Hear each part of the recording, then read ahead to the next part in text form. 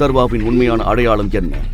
ஒரு ஏழை மனிதனா, அல்லது அசிங்கப்படுவதற்காகவே பிறந்த ஒரு வீட்டோடு மாப்பிள்ளையா, அல்லது வேறெதுமா? காத்திருங்கள், இந்த ரகசியங்கள் அனைத்தும் வெளிப்பட போகின்றன. நிறுத்து. சர்வாவின் டாக்ஸியை திடீரென்று போலீஸ்காரர்கள் ஒரு செக் போஸ்டில் தடுத்து நிறுத்தினர். ராஜ் தன் காரை சிறிது தூரத்தில் நிறுத்திவிட்டு வேடிக்கை பார்க்க ஆரம்பித்தான்.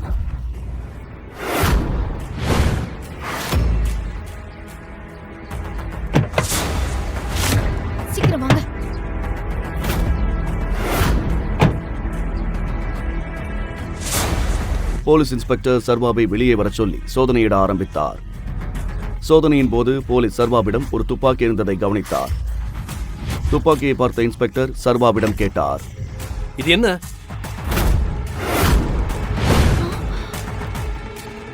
இந்த துப்பாக்கி எங்கிருந்து வந்தது?